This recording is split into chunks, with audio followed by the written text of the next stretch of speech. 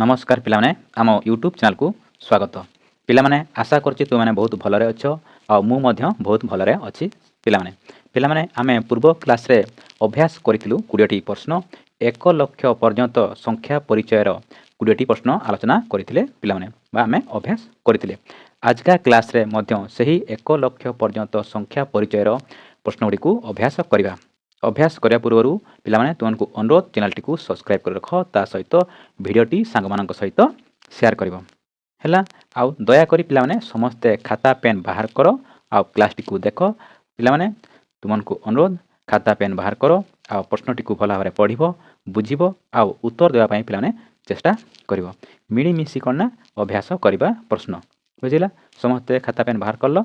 चलो आरंभ करिबा प्रथम प्रश्न रु। पिलाने देखो प्रश्नटी तुमको सामने 1 नंबर प्रश्न भल भाव में पिलाने प्रश्नटी को बुझ आउ आंसर देवाई पिलाने चेष्टा कर। आशा करुच्ची पिलाने समस्ते यही प्रश्नर उत्तर दे पारिबो। पिलाने कौन कहि अंक दि जाइछि अंक गुडी को व्यवहार करी जे कोनोसी अंक को दुई थर व्यवहार करा जाई पारे। गठित 5 अंक विशिष्ट क्षुद्रतम संख्याटी हैला कोन माने 5 अंक विशिष्ट क्षुद्रतम संख्या करिवो हैला। 5 अंक विशिष्ट 1 2 3 4 5 कौन क्षुद्रतम कहुई कौन सबुठ छोट क्षुद्रतम कहुई बुझे। कौन कर 3 लिख जेकोसी दुईटी अंक दुई थर व्यवहार कर 3 पर दुईटी शून्य लेख दुई थर व्यवहार करागला 4 लेख 5 ये है आमर सठिक आंसर। ऑप्शन नंबर बी है पिला आमर उत्तर बुझीपार देख लो अल्प समय मध्य तुम्हें उत्तर दे पार। चलो नेक्स्ट प्रश्न को देखा कौन कहूँ। देख पिला 2 नंबर प्रश्न आराम से उत्तर दे पार कौन कहूँ। 2 अंक विशिष्ट बृहत्तम अविभाज्य संख्याटी कौन माने 4टी ऑप्शन दिखाई पिला सबुठ बड़ 2 अंक विशिष्ट संख्या किंतु कौन ना अविभाज्य बा तुम्हें मौलिक कहीपार बुझेगा। कौन ना सबुठ बड़ किए ऑप्शन नंबर बी है बी कौन ना 97 है कौन मौलिक संख्या अविभाज्य संख्या बुझेगा सबुठ बड़। चलो नेक्स्ट प्रश्न पिला देखा। देख पिला 3 नंबर प्रश्न तुमको सामने आराम से प्रश्नटी को पढ़ बुझ आउ आंसर देवाई पिला सठिक आंसर देवाई चेष्टा कर। आशा करी समस्ते आंसर दे पार। देख कौन 2 0 1 3 4 को थरे मात्र व्यवहार करी गठित 5 अंक विशिष्ट बृहत्तम संख्या कौन ना 5 अंक विशिष्ट बृहत्तम संख्या गठित कर अंक गुड़ी को लेकिन कौन कह बृहत्तम संख्यार पूर्ववर्ती संख्याटी केते जे बृहत्तम संख्या लिखिल तार पूर्ववर्ती संख्याटी केते हेबो सेटा हमकु पचारुछि। आराम से करि पारिबो पिला लेख ये हमर संख्या संख्या गठन कर बड़ बृहत्तम संख्या 4 3 2 1 0 बुझिला। संख्यार डाहन को कौन कहवा परवर्ती संख्या संख्या बाम को कौन कहवा पूर्ववर्ती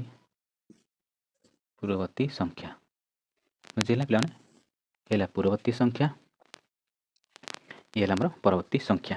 पूर्ववर्ती संख्या पाइबा कहले कौन करबा 1 एठारे वियोग करबा 10 रु 1 गले 9 ये हमर 0 2 3 4 ये कौन ना पूर्ववर्ती संख्या ताने हमर सठिक आंसर है हमर ऑप्शन नंबर सी बुझिला।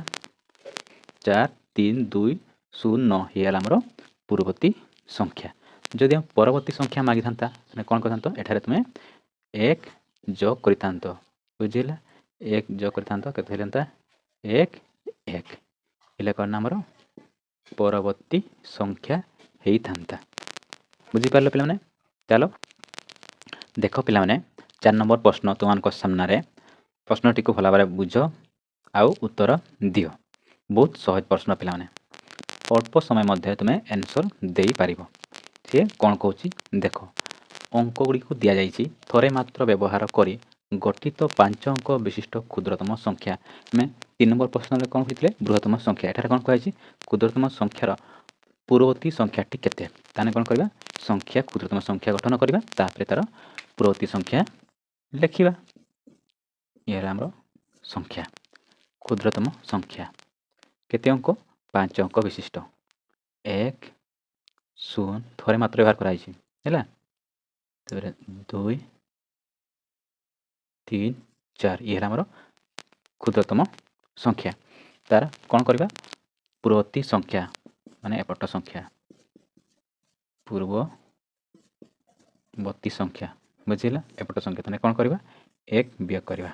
କେତେ ହେଇଯିବ? 3 3 2 0 1 ଇଏ ହେଲା ଆମର ପୂର୍ବବର୍ତ୍ତୀ ସଂଖ୍ୟା ବୁଝିଲା। ମାନେ ଅପସନ୍ ନମ୍ବର ଆମର ସି ହେଲା ଆମର କରେକ୍ଟ ଆନ୍ସର୍। ଯଦି ପରବର୍ତ୍ତୀ ସଂଖ୍ୟା ମାଗିଥାନ୍ତା ବର୍ତ୍ତୀ ସଂଖ୍ୟା ତାହେଲେ କ'ଣ କରିଥାନ୍ତ? 1 ତୁମେ ଏଠି ଯୋଗ କରିଥାନ୍ତ, ଏଠାରେ କ'ଣ ହେଇଥାନ୍ତା? 5 ହୋଇଥାନ୍ତା। 10 2 3 5 ବୁଝିଲା। ଇଏ ହେଲା ଆମର ପରବର୍ତ୍ତୀ ସଂଖ୍ୟା। ବୁଝିପାରିଲ ପିଲାମାନେ? ଚାଲ 5 ନମ୍ବର ପ୍ରଶ୍ନ କ'ଣ କହୁଛି ତାହା ବର୍ତ୍ତମାନ ଦେଖିବା। ଦେଖ ପିଲାମାନେ, 5 ନମ୍ବର ପ୍ରଶ୍ନ। ଆରାମସେ ପ୍ରଶ୍ନଟିକୁ ପଢ଼ ଆଉ ଉତ୍ତର ଦେବା ପାଇଁ ପିଲାମାନେ ଚେଷ୍ଟା କର ବୁଝିଲା। ଆଶା କରୁଛି ସମସ୍ତେ ଉତ୍ତର ଦେଇପାରିବ ହେଲା ଆରାମସେ।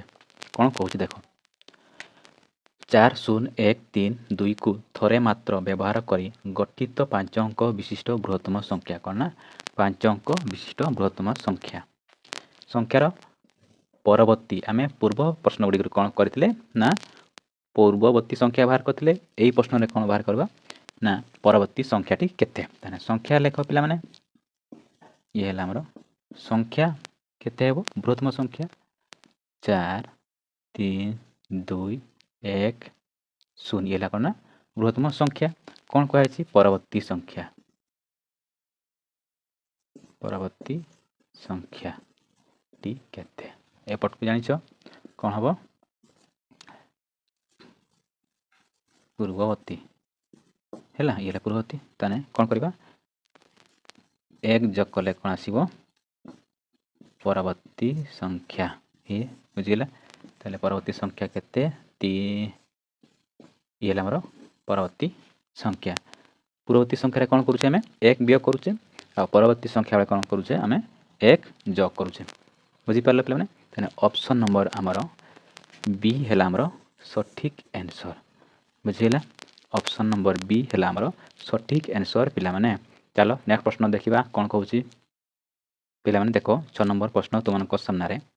ପ୍ରଶ୍ନଟିକୁ ଦେଖ ଭଲ ଭାବରେ ଆଉ ବୁଝ, ତାର ଉତ୍ତର ଦେବା ପାଇଁ ଚେଷ୍ଟା କର ପିଲାମାନେ। ଦେଖ କ'ଣ କୁହାଯାଇଛି। ସଂଖ୍ୟା ଦିଆଯାଇଛି, ଇଏ ଗୋଟିଏ ସଂଖ୍ୟା, ଇଏ ଗୋଟିଏ ସଂଖ୍ୟା, ଇଏ ଗୋଟିଏ ସଂଖ୍ୟା। ଏଠାରେ କ'ଣ ନା ଡ୍ୟାସ୍ ଛାଡ଼ି ଦିଆହେଇଛି, ତାପରେ ଇଏ ଗୋଟିଏ ସଂଖ୍ୟା ବୁଝିଲା।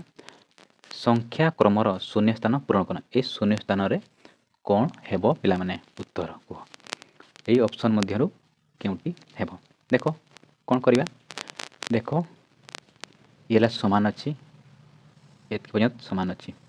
ତାହେଲେ ଏଠାରେ 1 ଏଠି 2 ହେଲା, ଇଏ ବି ସମାନ ଅଛି 2 ଏଠି 3 ହେଲା। ତାହେଲେ ଏଠି କ'ଣ ହେବ? 4 ହେବ। ତାହେଲେ ଲେଖିଦେବା ବୁଝିଲେ। ତାହେଲେ ଅପସନ୍ ନମ୍ବର ଆମର ଏ ହେଲା ଆମର ସଠିକ୍ ଆନ୍ସର୍। କ'ଣ କୁହାଯାଇଛି ନା 1 1 ବଢ଼ିଯାଇଛି ବୁଝିଲା। 1 ମାନେ ତାର ପରବର୍ତ୍ତୀ ସଂଖ୍ୟା ଲେଖାଯାଇଛି ବୁଝିଲା। ଚାଲ 7 ନମ୍ବର ପ୍ରଶ୍ନକୁ ଯିବା। କ'ଣ କହୁଛି ଦେଖ ପିଲାମାନେ। 7 ନମ୍ବର ପ୍ରଶ୍ନ ତୁମମାନଙ୍କ ସାମ୍ନାରେ। ଆରାମସେ ପ୍ରଶ୍ନଟିକୁ ବୁଝ ଆଉ ଉତ୍ତର ଦେବା ପାଇଁ ପିଲାମାନେ ଚେଷ୍ଟା କର, ଆରାମସେ ଦେଇପାରିବ। ଦେଖ କ'ଣ କହୁଛି। ସଂଖ୍ୟା ଦିଆଯାଇଛି, ଏହି ସଂଖ୍ୟା ଦେଇଛି, ଏହି ସଂଖ୍ୟାରେ 1କୁ କ'ଣ କରିବ? କାଟିଦେଲେ କେଉଁ କେଉଁ ଅଙ୍କର ସ୍ଥାନୀୟ ମାନ ପରିବର୍ତ୍ତନ ହେବ? କ'ଣ ନା କେଉଁ କେଉଁ ସ୍ଥାନୀୟ ମାନ ପରିବର୍ତ୍ତନ ହେବ? ସଂଖ୍ୟାକୁ ପିଲାମାନେ ଲେଖ ହେଲା। ଇଏ ହେଲା ଆମର ସଂଖ୍ୟା ଦେଇଛି। କ'ଣ କୁହାଯାଇଛି? 1 କାଟିବା ପାଇଁ କୁହାଯାଇଛି। 1କୁ ଆମେ କାଟିଦେବା। ତାର କେପଟ ଅଙ୍କ ଗୁଡ଼ିକୁ ପରିବର୍ତ୍ତନ ହେବ? ଦେଖ ଇଏ 1 ଘରେ ଅଛି, 4 ହେଲା, ସେ 1 ଘରେ ହିଁ ଅଛି। 5 10 ଘରେ ଅଛି, ସେଇ 5 10 ଘରେ ଅଛି। କିନ୍ତୁ 1 କେଠି ଥିଲା? ଆମର ଶତକ ଘରେ ବା 100 ଘରେ ଥିଲା ବୁଝିଲା। ଏଠି ଆମେ କିଛି ଲେଖିବାନି। ତାପରେ କ'ଣ ଲେଖିବା? 3। ତାହେଲେ ଇଏ 1000 ଘରେ ଥିଲା କିଏ? 3। ତାହେଲେ କେ ଘରକୁ ଆସିଲା? ଶତକ ଘରକୁ ଆସିଲା ବୁଝିଲେ। ତାର ଅୟୁତ ଘରେ କିଏ ଥିଲା? 6, ସେ କେ ଘରକୁ ଆସିଲା? हजारे घर को आसला ताने कहार कहार परिवर्तन है क्यों क्यों अंकर पिला माने 6 आउ 3 रो स्थान मान परिवर्तन है बुझीला बुझी पारल तो 6 आउ 3 रो स्थानीय मानर परिवर्तन है बुझीला। चलो 8 नंबर प्रश्न को पिला माने देखिबा कोन कहूची देख पिला माने 8 नंबर प्रश्न कोन कहूची भला भाबरे प्रश्नटी को बुझ आउ उत्तर देबा पई पिला माने समस्त चेष्टा करियो बुझीला। ये एग्जाम क्लास नुहे एटा हला अभ्यास क्लास आराम से अभ्यास करो पिला माने कोन कहैसी 10 रु 30 मध्य रहितिबा एकमात्र परिपूर्ण संख्याटी किए माने 10 रु 30 मध्य एकमात्र परिपूर्ण संख्याटी को तुमे किए बोली ए ऑप्शन मध्य तुमे बाछियो बुझीला। चलो किए अछि 16 हेई पारिबो नाही देखिबा 16 रो गुणनीयक 16 रो गुणनीयक पिला माने लेखो 1 आउ कि अछि 2 4 8 16 याको जोग कर पिला माने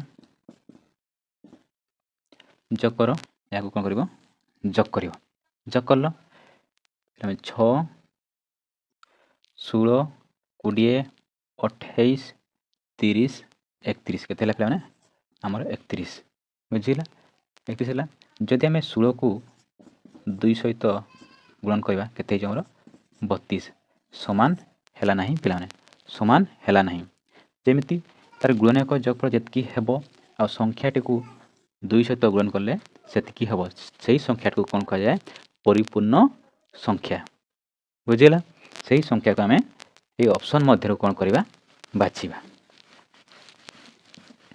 हेई पला नाही तार टेस्ट करबा 28 को परीक्षा करबा 28 रो गुणनीयक बुझिला गुणनीयक लिखिबा एते अछि 1 2 4 7 आउ 14 आउ 28 ये कोन 28 रो गुणनीयक जानि छ पिला माने तापरे वर्तमान कोन करिवो याकू तुमे सब जोग करो जोग करले केते आसीयो पिला माने 56 बुझिला वर्तमान कोन करिवो 28 को 2 सहित गुणन करो केते हेबो ये भी 56 देखिलो गुणनीयक मानकर जोगफल जेतकी हेला आ 28 को 2 गुण करले सेही 56 हेला तने हमर सठिक आंसर ला किए 28 हेला हमर सठिक आंसर ऑप्शन नंबर सी हेला हमर सठिक आंसर ये हेला कोन ना परिपूर्ण संख्या बुझिला कोन ना परिपूर्ण संख्या बुझी पारलो पिला माने चलो नेक्स्ट प्रश्न पिला माने देखिबा कोन कहूची देख पिला माने 9 नंबर प्रश्न आराम से देखो उत्तर देई पारिबो बुझिला पिला माने बहुत सहज प्रश्न बुझिला 1 और 0 को व्यवहार करी गठित 4 अंक विशिष्ट बृहत्तम संख्या कोना चारटी ऑप्शन दिया छि एई मध्यरु 0 आ 1 को नै गठित बृहत्तम संख्याटी को बाछिबा पई कहि छि पिला माने कोन करिवो देखो ये तो हेबा नै जेतु बाम को 0 अछि तापरे देखो कोन 1 1 1 0 लेरा हमर कोन बृहत्तम संख्या तने ऑप्शन नंबर बी हेला हमर सठिक आंसर पिला माने देखो ये भी छोटो अछि ये भी छोटो अछि ये हेला हमर सबटु बड़ बुझिला 1 और 0 को नै गठित 4 अंक विशिष्ट बृहत्तम संख्या ताने केते हेला हमर ऑप्शन बी हेला हमर सठिक आंसर 1 1 1 0 बुझिला 1110 बुझी पारलो चलो 10 नंबर प्रश्न कोन कहूची ताहा वर्तमान देखिबा देख पिला माने 10 नंबर प्रश्न को हला बारे देखो आ उत्तर देबा पई चेष्टा करो समस्ते कोन रहिची एई प्रश्न रे देखो कोन कहूची संख्या दिया छि एला हमर संख्या संख्या रे ठीक परवर्ती और ठीक पूर्ववर्ती संख्यार समष्टि माने परवर्ती संख्या पूर्ववर्ती संख्यार समष्टि केते हेबो पिला माने पचारुची बुझिला ये लेखो संख्या संख्या हमर 1 9 2 4 6 तार कोन करिया परवर्ती संख्या लिखिबा परवर्ती संख्या बुझिला परवर्ती संख्या रे कोन करा जाय 1 जोग करा जाय 7 4 2 9 1 ये लेखा परवर्ती संख्या बुझिला पिला माने आउ ପୂର୍ବବର୍ତ୍ତୀ ସଂଖ୍ୟାରେ କ'ଣ କରାଯାଏ? ଏହା ପୂର୍ବବର୍ତ୍ତୀ ସଂଖ୍ୟା, ପୂର୍ବବର୍ତ୍ତୀ ସଂଖ୍ୟା 1 ବିୟୋଗ କରାଯାଏ। ତାହେଲେ ଏଠାରେ କ'ଣ ହେଇଯିବ ଆମର 6 ରୁ 1 ଗଲେ 5, ବୁଝିହେଲା। 1 9 2 4 5 ଇଏ ହେଲା କ'ଣ ପୂର୍ବବର୍ତ୍ତୀ ସଂଖ୍ୟା, ଏଇଟା କ'ଣ ନା ପରବର୍ତ୍ତୀ ସଂଖ୍ୟା। କ'ଣ କରାଯିବ ତାପରେ ବର୍ତ୍ତମାନ এই ଦୁଇଟି ସଂଖ୍ୟାକୁ ଯୋଗ କରିବା ପିଲାମାନେ, ବୁଝିହେଲା। ଯୋଗ କରିବା ଆକୁ ଏଠି ଲେଖିବା 4 5 ଯୋଗ କରିଦିଅ ପିଲାମାନେ। ବର୍ତ୍ତମାନ ଯୋଗ କର, ହେଲା 12 ଏ 9 4 18 ହେଲା 3 ଇଏ ହେଲା କ'ଣ ଆମର ପୂର୍ବବର୍ତ୍ତୀ ସଂଖ୍ୟା ଓ ପରବର୍ତ୍ତୀ ସଂଖ୍ୟାର ଯୋଗଫଳ। ତାହେଲେ ଅପସନ୍ ନମ୍ବର ପିଲାମାନେ ଆମର ଏ ହେଲା ଆମର ସଠିକ୍ ଆନ୍ସର୍। ଇଏ ହେଲା ଆମର ଉତ୍ତର ବାହାରିଲା। ତାହେଲେ କେମିତି ଅଳ୍ପ ସମୟ ମଧ୍ୟରେ ତୁମେ ଉତ୍ତର କାଢ଼ିପାରିବ ତାହା ବର୍ତ୍ତମାନ ଦେଖ ପିଲାମାନେ।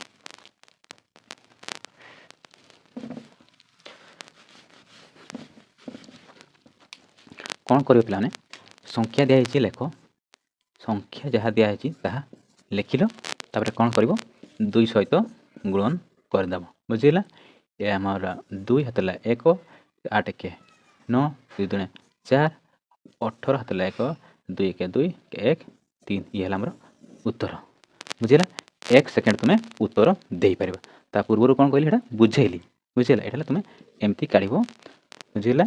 ପୂର୍ବବର୍ତ୍ତୀ ଓ ପରବର୍ତ୍ତୀର ସମଷ୍ଟି ମାଗିଥିଲେ କ'ଣ କରିବ, ସଂଖ୍ୟା ଯାହା ଦିଆଯାଇଥିବ ତାହାକୁ 2 ସହିତ ଗୁଣନ କରିଦେଲେ ବାହାରିଯିବ ତା'ର ସମଷ୍ଟି, ବୁଝିଲା ପିଲାମାନେ। ଚାଲ ନେକ୍ସଟ ପ୍ରଶ୍ନ କ'ଣ କହୁଛି ତାହା ଆମେ ଦେଖିବା। ଦେଖ ପିଲାମାନେ 11 ନମ୍ବର ପ୍ରଶ୍ନ କ'ଣ କହୁଛି ଆଉ ଉତ୍ତର ଦେବା ପାଇଁ ପିଲାମାନେ ସମସ୍ତେ ଚେଷ୍ଟା କର। ଆଶା କରୁଛି ସମସ୍ତେ ଏହି ପ୍ରଶ୍ନର ମଧ୍ୟ ଉତ୍ତର ଦେଇପାରିବ। ଦେଖ କ'ଣ କହୁଛି, 6 ଅଙ୍କ ବିଶିଷ୍ଟ କ୍ଷୁଦ୍ରତମ ସଂଖ୍ୟାରୁ ବିୟୋଗ କଲେ ବିୟୋଗଫଳ କେତେ ହେବ, ବୁଝିଲା। କ'ଣ ନା 6 ଅଙ୍କ ବିଶିଷ୍ଟ କ୍ଷୁଦ୍ରତମ ସଂଖ୍ୟା ଲେଖ। ଜାଣିଛ 1 2 3 4 5 6, ବୁଝିଲା। 6 ଅଙ୍କ ବିଶିଷ୍ଟ କ୍ଷୁଦ୍ରତମ ସଂଖ୍ୟା 1 ଲେଖ, ତାପରେ 0 0 0 0 0। ତାର କ'ଣ କୁହାଯାଇଛି, 1 ବିୟୋଗ କରିବା ପାଇଁ କହିଛି। କ'ଣ କରିବ, 1 ବିୟୋଗ କରିବ ଏଠାରେ, ବୁଝିଲା। 10 ରୁ 1 ଗଲେ 9 ଇଏ ହେଲା ଆମର 9। ସମସ୍ତେ ବିୟୋଗ କରିବା ପାଇଁ ଜାଣିଛ ପିଲାମାନେ, ଇଏ ହେଲା ଆମର ବାହାରିଲା ଆମର ଉତ୍ତର। ତାହେଲେ ଅପସନ୍ ନମ୍ବର ଆମର ସି ହେଲା ଆମର ପିଲାମାନେ କରେକ୍ଟ ଆନ୍ସର୍, ବୁଝିଲା। କ'ଣ ନା ଅପସନ୍ ନମ୍ବର ସି ହେଲା ଆମର କରେକ୍ଟ ଆନ୍ସର୍, ବୁଝିପାରିଲ ପିଲାମାନେ। ତାହେଲେ ଜାଣିଲ ଯେକୌଣସି ଏକ କ୍ଷୁଦ୍ରତମ ସଂଖ୍ୟାରୁ ଯଦି ଆମେ 1 ବିୟୋଗ କରିବା କ'ଣ ପାଇବା, ଗୋଟିଏ ବୃହତ୍ତମ ସଂଖ୍ୟା ପାଇବା। ଇଏ 6 ଅଙ୍କ ଥିଲା, ଗୋଟିଏ କମ୍ କରି 5 ଅଙ୍କ ବିଶିଷ୍ଟ ଗୋଟିଏ ବୃହତ୍ତମ ସଂଖ୍ୟା ହେଲା। ଯଦି ଆମେ ଗୋଟିଏ 5 ଅଙ୍କ ବିଶିଷ୍ଟ ବୃହତ୍ତମ ସଂଖ୍ୟାରେ 1 ଯୋଗ କରିବା, କ'ଣ ନା 1 ଯୋଗ କରିବା, ତାହେଲେ କ'ଣ ପାଇବା ନା 6 ଅଙ୍କ ବିଶିଷ୍ଟ କ୍ଷୁଦ୍ରତମ ସଂଖ୍ୟା ପାଇବା, ବୁଝିଲା। 6 ଅଙ୍କ ବିଶିଷ୍ଟ କ୍ଷୁଦ୍ରତମ ସଂଖ୍ୟା ପାଇବା, ବୁଝିପାରିଲ ପିଲାମାନେ। ଯଦି ପିଲାମାନେ ପ୍ରଶ୍ନ ପଚାରେ କ୍ଷୁଦ୍ରତମ ସଂଖ୍ୟାରୁ 1 ବିୟୋଗ କଲେ କ'ଣ ମିଳେ, ନା ଗୋଟିଏ ଅଙ୍କ କମେଇବ, ତାପରେ କ'ଣ ମିଳିବ, ବୃହତ୍ତମ ସଂଖ୍ୟା ମିଳିବ, ବୁଝିଲା। ଯଦି ମନେକର 100ରୁ ଆମେ 1 ବିୟୋଗ, ଇଏ ହେଲା 100 3 ଅଙ୍କ ବିଶିଷ୍ଟ କ୍ଷୁଦ୍ରତମ ସଂଖ୍ୟା। ଯଦି 100ରୁ 1 ବିୟୋଗ କରିବା 2 ଅଙ୍କ ବିଶିଷ୍ଟ ବୃହତ୍ତମ ସଂଖ୍ୟା ହେବ। ଯଦି ସେମିତି 999 ଇଏ ହେଲା କ'ଣ ନା 3 ଅଙ୍କ ବିଶିଷ୍ଟ ବୃହତ୍ତମ ସଂଖ୍ୟା। ଏଟା ଯଦି ଆମେ 1କୁ ଯୋଗ କରିବା 4 ଅଙ୍କ ବିଶିଷ୍ଟ କ୍ଷୁଦ୍ରତମ ସଂଖ୍ୟା ପାଇବା, ବୁଝିପାରିଲ ପିଲାମାନେ। ତାହେଲେ ଏହି ପ୍ରଶ୍ନର ଉତ୍ତର ହେଲା ଆମର ଅପସନ୍ ନମ୍ବର ସି ହେଲା ଆମର କରେକ୍ଟ ଆନ୍ସର୍, ବୁଝିପାରିଲ। ଚାଲ ନେକ୍ସଟ 12 ନମ୍ବର ପ୍ରଶ୍ନକୁ ଦେଖିବା କ'ଣ କହୁଛି। ଦେଖ ପିଲାମାନେ 12 ନମ୍ବର ପ୍ରଶ୍ନ ଦେଖ ତୁମମାନଙ୍କ ସାମ୍ନାରେ। ଆରାମସେ ପ୍ରଶ୍ନଟିକୁ ଦେଖ, ବୁଝ ଆଉ ଉତ୍ତର ଦେବା ପାଇଁ ଚେଷ୍ଟା କର। ଆଶା କରୁଛି ପିଲାମାନେ ସମସ୍ତେ ଏହି 12 ନମ୍ବର ପ୍ରଶ୍ନର ଉତ୍ତର ମଧ୍ୟ ଦେଇପାରିବ। ଦେଖ ଇଏ ହେଲା ଆମର ସଂଖ୍ୟା ଗୋଟିଏ ଦିଆଯାଇଛି। ଇଏ ହେଲା ଆମର ସଂଖ୍ୟାକୁ ପଢ଼ିବା ସୁବିଧା ପାଇଁ କମା ଦେଇ ଲେଖିଲେ ନିମ୍ନୋକ୍ତ ମଧ୍ୟରୁ କେଉଁଟି ଠିକ୍ ହେବ। 4ଟି ଅପସନ୍ ଦିଆଯାଇଛି, କେଉଁ ଅପସନ୍ଟି ଠିକ୍, ମାନେ ପଢ଼ିବା ପାଇଁ ସୁବିଧା କମା ଦେଇ। ସଂଖ୍ୟାଟି ତୁମେ ଲେଖ, ଯାହା ଦିଆଯାଇଛି ତାହା ଲେଖ, ବୁଝିଲା। ତାର 1 10 100 1000 ଘରେ କମା ପକାଅ 1000, ତାହେଲେ 1 10 100 1000 ଅୟୁତ ଲକ୍ଷ, ବୁଝିପାରିଲ ପିଲାମାନେ। 1000 ତାପରେ ଲକ୍ଷ, ତାହେଲେ ଅପସନ୍ ନମ୍ବର ଆମର ଏ ହେଲା ଆମର ସଠିକ୍ ଆନ୍ସର୍, ବୁଝିଲା। କ'ଣ ନା ପ୍ରଥମେ 3ଟି ଛାଡ଼ି କମା ଦେବ, ତାପରେ 2ଟି, ତାପରେ ଫେର ପୁଣି 2ଟି, ଏମିତି କମା 2 2 ଛାଡ଼ି ଲେଖିବ। ପ୍ରଥମେ 3ଟି ଛାଡ଼ିକି ଲେଖିବ, ବୁଝିଲେ। ତାପରେ 2 2 ଇଏ ହେଲା ଆମର ଭାରତୀୟ ଭାରତୀୟ ମାନେ ଏମିତି ଭାରତୀୟ ଗଣିତ ମାନେ ଏମିତି ଲେଖିକି ଯାଇଛନ୍ତି। ଯଦି ଇଣ୍ଟରନ୍ୟାସନାଲ ବାଲା କେମିତି ଧର ଏଇ ସଂଖ୍ୟା ଇଣ୍ଟରନ୍ୟାସନାଲ ହେଲେ କ'ଣ କରିବ ତିନୋଟି ଛାଡ଼ିଲ କମା ଦେବ, ତିନୋଟି ଛାଡ଼ିଲ କମା ଦେବ, ତିନୋଟି ଛାଡ଼ିବ କମା ଦେବ, ବୁଝିଲା। ତାହେଲେ ଭାରତୀୟରେ କ'ଣ କୁହାଯାଇଛି ତିନୋଟି ଛାଡ଼ିବ କମା ଦେବ, ତାପରେ 2 2ଟା ଛାଡ଼ି କମା ଦେବ। ଆଉ ଇଣ୍ଟରନ୍ୟାସନାଲ ହେଲେ ଏଇଟା ତିନୋଟି ଛାଡ଼ି ଏଠି, ବୁଝିଲା। ତାହେଲେ ଆମର ହେଲା ଇଏ ହେଲା ଆମର ସଠିକ୍ ଆନ୍ସର୍, ବୁଝିପାରିଲ। ଚାଲ 13 ନମ୍ବର ପ୍ରଶ୍ନ କ'ଣ କହୁଛି ଦେଖିବା। ଦେଖ ପିଲାମାନେ 13 ନମ୍ବର ପ୍ରଶ୍ନ ଆରାମସେ ଦେଖ ଆଉ ଉତ୍ତର ଦିଅ। କ'ଣ କହୁଛି ଇଏ ହେଲା ଆମର ସଂଖ୍ୟା ଦିଆଯାଇଛି, ବୁଝିଲା। ୟାକୁ ଅକ୍ଷରରେ ଲେଖିଲେ କେଉଁଟି ଠିକ୍ ହେବ, କେମିତି ଅକ୍ଷରରେ ଲେଖାଯାଏ, ଏ 4ଟି ଅପସନ୍ ମଧ୍ୟରୁ କେଉଁଟି ସଠିକ୍ ଆନ୍ସର୍ ପିଲାମାନେ। କ'ଣ କୁହାଯାଇଛି ହେଲା 3 5 7 0 4 9 ଦେଇଛି। ଆମେ କେମିତି ଲେଖିବା ଅକ୍ଷରରେ 2 ପ୍ରକାର ଲେଖିପାରିବା ପିଲାମାନେ। ଦେଖ 3 ଲକ୍ଷ 1 10 100 1000 ଅୟୁତ ଲକ୍ଷ 3 ଲକ୍ଷ ଠିକ୍ ଅଛି। ତାପରେ 5 ଅୟୁତ 1 10 1 10 100 1000 ଅୟୁତ 5 ଅୟୁତ ଠିକ୍ ଅଛି। ତାପରେ 1 10 100 1000 7000 ଠିକ୍ ଅଛି। ତାପରେ 49। ତାହେଲେ ଇଏ ହେଲା ଆମର ସଠିକ୍ ଆନ୍ସର୍ ପିଲାମାନେ। ତ 3 ଲକ୍ଷ 57 100 ଲେଖା ହେଇଛି, ଏଇଟା ଅପସନ୍ଟି ଭୁଲ ଅଛି। 35 ଲକ୍ଷ ଏଇଟା ବି ଭୁଲ ଅଛି। 3 ଲକ୍ଷ 5000 ଇଏ ବି ଭୁଲ ଅଛି। ତାହେଲେ ଆମର ସଠିକ୍ ଆନ୍ସର୍ କ'ଣ ନା 3 ଲକ୍ଷ 5 ଅୟୁତ 7049 ହେଲା ଆମର ସଠିକ୍ ଆନ୍ସର୍। ଆହୁରି କେମିତି ଲେଖାଯାଇପାରିବ, କ'ଣ ବ୍ୟବହାର କରି ପଢ଼ାଯାଇପାରିବ, ଲେଖାଯାଇପାରିବ ମଧ୍ୟ। ଦେଖ 3 5 7 0 4 9 କହିଛି, ତିନୋଟି ଛାଡ଼ି କମା ଦେବ ପ୍ରଥମେ, ତାପରେ 2ଟି ଛାଡ଼ି କ'ଣ ହେଇପାରିବ 3 ଲକ୍ଷ 57,049 ମଧ୍ୟ ତୁମେ ଲେଖିପାରିବ, ବୁଝିପାରିଲ। 3 ଲକ୍ଷ 57,049 ମଧ୍ୟ ଲେଖିପାରିବ, ବୁଝିଲେ। ଯାହାতে ଏଇ ଅପସନ୍ ଏଇ ଲେଖାର ଅପସନ୍ ନାହିଁ, ତାହେଲେ ଆମେ କ'ଣ ଲେଖିବା 3 ଲକ୍ଷ 5 ଅୟୁତ 7049, ବୁଝିଲା। କମା ଦେଇକି ଲେଖିଲେ ଏମିତି ଲେଖାଯାଏ। ଆଉ କମା ଯେହେତୁ ଦିଆଯାଏ ନାହିଁ ସେଥିପାଇଁ ଆମେ ଏମିତି ଲେଖିବା, ବୁଝିପାରିଲ। ଚାଲ 14 ନମ୍ବର ପ୍ରଶ୍ନ କ'ଣ କହୁଛି ବର୍ତ୍ତମାନ ଦେଖିବା। ଦେଖ ପିଲାମାନେ 14 ନମ୍ବର ପ୍ରଶ୍ନ ତୁମମାନଙ୍କ ସାମ୍ନାରେ ଆରାମସେ ଉତ୍ତର ଦେବା ପାଇଁ ପିଲାମାନେ ଚେଷ୍ଟା କର, ସମସ୍ତେ ଦେଇପାରିବ ଆଶା କରୁଛି। କ'ଣ କହୁଛି ପିଲାମାନେ 5 ଲକ୍ଷ 6002କୁ ଅଙ୍କରେ ଲେଖିଲେ କେଉଁଠି ଠିକ୍ ହେବ। କ'ଣ 5 ଲକ୍ଷ 1 10 100 1000 ଅୟୁତ ଲକ୍ଷ ହେଲା 5 ଲକ୍ଷ, ବୁଝିଗଲା। 6000 1 10 100 1000 ବୁଝିଲା। ତାପରେ 2 ତାପରେ ଦେଇଦିଅ 0 0 ବୁଝିଲା। ଏଇଟା ଆମର ସଠିକ୍ ଆନ୍ସର୍। ଅପସନ୍ ନମ୍ବର ଆମର ସି ହେଲା ଆମର କରେକ୍ଟ ଆନ୍ସର୍ ପିଲାମାନେ, ବୁଝିଲା। 5 ଲକ୍ଷ 6002 ବୁଝିଗଲା। 5 ଲକ୍ଷ 6002 ଠିକ୍ ହେଲା ତ। ଚାଲ ନେକ୍ସଟ କ'ଣ କହୁଛି 15 ନମ୍ବର ପ୍ରଶ୍ନ। 15 ନମ୍ବର ପ୍ରଶ୍ନର ଉତ୍ତର ଦେବା ପାଇଁ ଚେଷ୍ଟା କର ପିଲାମାନେ। ବହୁତ ସହଜ ପ୍ରଶ୍ନ, ଇଏ ବି ଆରାମସେ ଦେଇପାରିବ। କ'ଣ କହୁଛି ପିଲାମାନେ ଦେଖ ସଂଖ୍ୟା ଦିଆଯାଇଛି, ସଂଖ୍ୟାରେ 5 ଓ 3ର ଅଙ୍କର ସ୍ଥାନୀୟ ମାନର ବିୟୋଗଫଳ କେତେ, ବୁଝିଲା।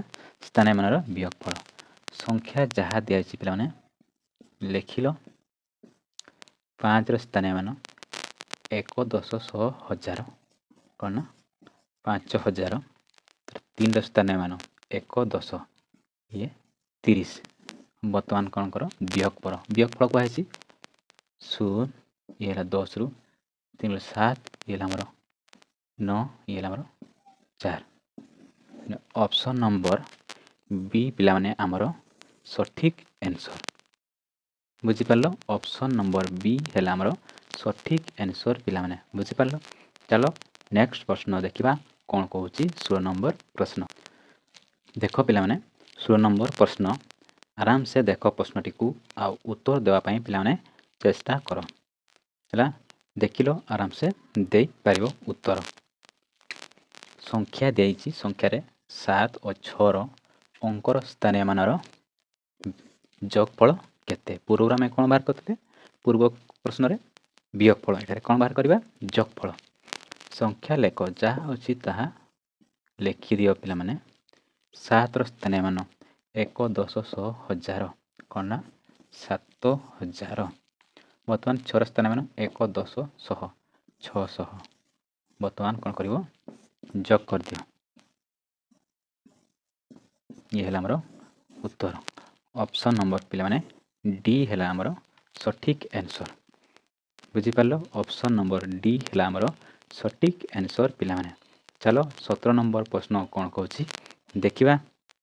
ଦେଖ ପିଲାମାନେ, 17 ନମ୍ବର ପ୍ରଶ୍ନ ଦେଖ ତୁମ ସାମ୍ନାରେ, ଭଲ ଭାବରେ ଦେଖ ଆଉ ଉତ୍ତର ଦେବା ପାଇଁ ପିଲାମାନେ ଚେଷ୍ଟା କର। ଆରାମସେ ପିଲାମାନେ ଉତ୍ତର ଦେଇପାରିବ। ହେଲା, କ'ଣ କହୁଛି ଦେଖ। ପିଲା ଆମର ସଂଖ୍ୟା ଦିଆଯାଇଛି। ଏହି ସଂଖ୍ୟାରେ 6 ଅଙ୍କର କେଉଁ ଅଙ୍କ ସ୍ଥାନରେ ରଖିଲେ ତା'ର ସ୍ଥାନୀୟ ମାନ ପୂର୍ବ ସ୍ଥାନୀୟ ମାନର 10 ଗୁଣ ହେବ। ବୁଝିଲା? ତୁମେ ସଂଖ୍ୟାଟିକୁ ଲେଖ। ହେଲା, 6ର ସ୍ଥାନୀୟ ମାନ କେଠି ଅଛି ଆମର? ଦଶକ ସ୍ଥାନରେ। ଦଶକ ସ୍ଥାନରେ ଅଛି ବର୍ତ୍ତମାନ। ତାକୁ କେଉଁ ଜାଗାରେ ବସାଇଲେ 10 ଗୁଣ ହେବ? ତାହେଲେ 6 ଆମର ଦଶକ ସ୍ଥାନରେ ଅଛି। ଯଦି କେଉଁ ସ୍ଥାନରେ ବସାଇଲେ କ'ଣ ହେଇଯିବ? ନା 10 ଗୁଣ ହେଇଯିବ। କ'ଣ କରିବ ପିଲାମାନେ? ଇଏ ହେଲା ଆମର 6, 1, 10 ମାନେ 60। ବୁଝିଲା? କେତେ କୁହାଯାଇଛି?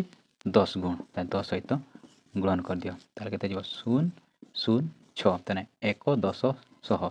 ତାହେଲେ ଶତକ ଘରେ ବସେଇଲେ କ'ଣ ନା 10 ଗୁଣ ହେଇଯିବ। ବୁଝିଗଲା? କେଠି ବସେଇବ? ନା ଶତକ ଘରେ ବସେଇବ। ବୁଝିପାରିଲ ତ? ଚାଲ ନେକ୍ସଟ 18 ନମ୍ବର ପ୍ରଶ୍ନ ଦେଖିବା କ'ଣ କହୁଛି। ଦେଖ ପିଲାମାନେ, 18 ନମ୍ବର ପ୍ରଶ୍ନ ତୁମମାନଙ୍କ ସାମ୍ନାରେ। ଆରାମସେ ଦେଖ ପିଲାମାନେ ପ୍ରଶ୍ନଟିକୁ ଆଉ ଉତ୍ତର ଦେବା ପାଇଁ ଚେଷ୍ଟା କର। କ'ଣ କହୁଛି? ଇଏ ହେଲା ଆମର ସଂଖ୍ୟା ଦିଆଯାଇଛି। ସଂଖ୍ୟାକୁ ପଢ଼ିବା ସୁବିଧା ଦୃଷ୍ଟିରୁ କମା ଦେଇ ଲେଖିଲେ କେଉଁଟି ଠିକ୍ ହେବ? କେମିତି କମା ଦେଇ ଲେଖାଯାଏ ବୋଲି ପଚାରୁଛି। ଲେଖ, ଯାହା ଅଛି ତାହା ଲେଖି ଚାଲ। ଜାଣିଛ, ପ୍ରଥମେ 3ଟି ଛାଡ଼ି କମା ଦେବା, ତାପରେ 2ଟା ଛାଡ଼ି କମା ଦେବା। ବୁଝିଲେ? ଇଏ ହେଲା ଆମର ସଠିକ୍ ଆନ୍ସର୍। ମାନେ ଅପସନ୍ ନମ୍ବର ଏ ହେଲା ଆମର ସଠିକ୍ ଆନ୍ସର୍। ବୁଝିଲା? 1000 ଘରେ କମା ଦେବା ଆଉ ଲକ୍ଷ ଘରେ କମା ଦେବା। ବୁଝିପାରିଲ? ଚାଲ ନେକ୍ସଟ କ'ଣ କହୁଛି ଦେଖ ପିଲାମାନେ। 19 ନମ୍ବର ପ୍ରଶ୍ନ ତୁମମାନଙ୍କ ସାମ୍ନାରେ। ଆରାମସେ ପ୍ରଶ୍ନଟିକୁ ଦେଖ ଆଉ ଉତ୍ତର ଦେବା ପାଇଁ ଚେଷ୍ଟା କର ପିଲାମାନେ। ଦେଖିଲ କ'ଣ କହୁଛି? ବିସ୍ତାରିତ ରୂପରେ ଦିଆଯାଇଥିବା ସଂଖ୍ୟାକୁ ଅଙ୍କରେ ଲେଖିଲେ କେତେ ହେବ? ହେଲା ବିସ୍ତାରିତ ରୂପ ଦିଆଯାଇଛି। ଅଙ୍କରେ ଲେଖିଲେ ଏହି 4ଟି ଅପସନ୍ ମଧ୍ୟରୁ କେତେ ହେବ? ବୁଝିଲା? ପ୍ରଥମେ ଦେଖିବ ସବୁଠୁ ବଡ଼ କେତେ? 1, 10, 100, 1000, ଲକ୍ଷ, 4 ଲକ୍ଷ। 1, 2, ବୁଝିଗଲା? 4 ଲକ୍ଷ। ତାପରେ କ'ଣ କରିବ? 1, 10, 100, 1000, ଲେଖିଲ। ତାପରେ 0, ତାପରେ 800, ତାପରେ 90, ତାପରେ 7। ବର୍ତ୍ତମାନ ଯୋଗ କରିଦିଅ। ଇଏ ଆମର 7, 9, 8, 0, 3, 4। ଇଏ ହେଲା ଆମର ସଠିକ୍ ଆନ୍ସର୍। ବୁଝିଲା? ଆମର ଅପସନ୍ ହେଲା ଆମର ବି ହେଲା ଆମର ସଠିକ୍ ଆନ୍ସର୍। କ'ଣ ନା ଉତ୍ତର କ'ଣ ହେଲା ଆମର? ଅପସନ୍ ବି ହେଲା ଆମର ସଠିକ୍ ଆନ୍ସର୍। ବୁଝିପାରିଲ? ଏମିତି ଲେଖିଲେ ତୁମର ଭୁଲ ହେବାର ସମ୍ଭାବନା ନାହିଁ। ହେଲା, ଚାଲ ଯିବା ଶେଷ ପ୍ରଶ୍ନ 20 ନମ୍ବର ପ୍ରଶ୍ନକୁ ଭଲ ଭାବରେ ଦେଖିବା ଆଉ ଉତ୍ତର ଦେବା ଆଉ କ୍ଲାସ୍ ମଧ୍ୟ ଏଠାରେ ସମାପ୍ତ କରିବା। ପିଲାମାନେ, ଇଏ ହେଲା ଆମର 20 ନମ୍ବର ପ୍ରଶ୍ନ, ଆଜିକା ଅଭ୍ୟାସର ଶେଷ ପ୍ରଶ୍ନ। ବୁଝିଲା ପିଲାମାନେ? ଆରାମସେ ପ୍ରଶ୍ନଟିକୁ ଦେଖ ଆଉ ଉତ୍ତର ଦେବା ପାଇଁ ପିଲାମାନେ ଚେଷ୍ଟା କର। ଆରାମସେ ଦିଅ ଆଉ ଦେଇପାରିବ ମଧ୍ୟ ପିଲାମାନେ। ବୁଝିଗଲା? କ'ଣ ଦିଆଯାଇଛି? ଆମର ସଂଖ୍ୟା ଦିଆଯାଇଛି। ସଂଖ୍ୟାଟିରେ 7ର ସ୍ଥାନୀୟମାନ 8ର ସ୍ଥାନୀୟମାନ ଠାରୁ କେତେ ବେଶୀ? ବୁଝିଲା? କେତେ ବେଶୀ? କ'ଣ କରିବା? 7ର ସ୍ଥାନମାନ ଲେଖ। ଯାହା ଅଛି ତାହା ପିଲାମାନେ ଲେଖିଦିଅ। ତାପରେ 7ର ସ୍ଥାନମାନ 8ର ସ୍ଥାନମାନ ଠାରୁ କେତେ ବେଶୀ?